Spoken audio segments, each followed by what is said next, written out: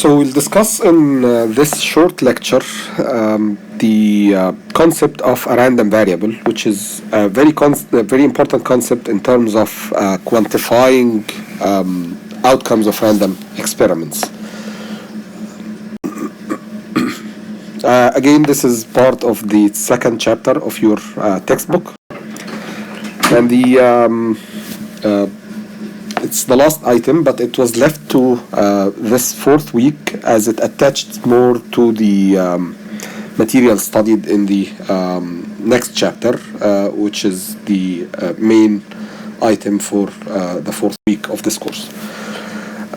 So a random variable is basically a variable, like any math variable, that gets values, but those values are corresponding or mapping of outcomes of a random experiment, and we'll see an example by the end of this video on how this mapping can happen in a common example like a coin flipping. So basically you have, if you want to draw this in a diagram, you have a random experiment which has a set of outcomes. Let's say the random experiment has, for example, 4 possible outcomes, and let's differentiate those outcomes from one to the other, right? And another one which looks like a triangle, right? A square or a rectangle, a star, and a circle.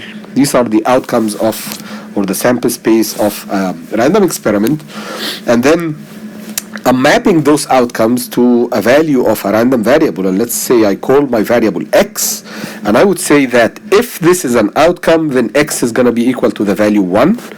If this is an outcome, then x is going to be equal to the value 2.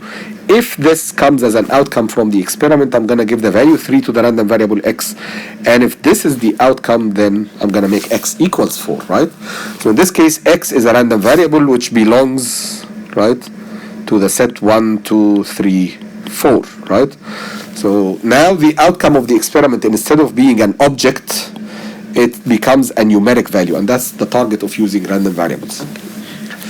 Now, in terms of notation, the general random variable, so the random variable itself would be noted by a capital letter, and then specific values, so if it takes the value 1 or 2 or 3 or 4 or whatever, that's going to be noted by a small letter.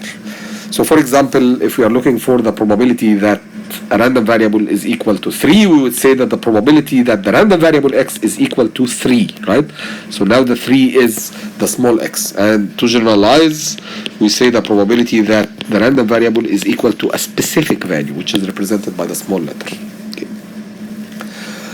Now random variables can be, again, they are numeric values, and numeric values, generally speaking, can be either discrete, similar to the example that we had in the previous slide, 1, 2, 3, 4, these are discrete values, or they can be actually continuous if they belong to the set of real numbers, right? And again, the definition of discrete and continuous have been discussed before. So last, here is an example of assigning a random variable.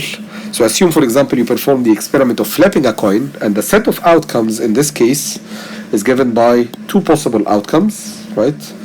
Heads and tails, right? These are the possible outcomes for the random experiment of flipping a coin. And if the coin is fair and so on, so the probability of this is equal to a half, the probability of this is equal to a half, right? Now, if we want to map this outcome into a random variable, we would define a random variable x, and we would say that if the outcome is a head, I'm going to give x the value small, x equals to 1, and if the outcome is a tail, I'm going to give x the value equal to 0. Now the outcome of the experiment can be considered as a random variable, so now instead of mapping the outcome into S, the sample space that contains head and tail, you can map it directly to a random variable x, which belongs to 0 and 1. Right? And in this case, the probability that x is equal to 1 is going to be half, and the probability that x is equal to 0 is going to be half, and x is a discrete random variable, as obviously can be seen. Right?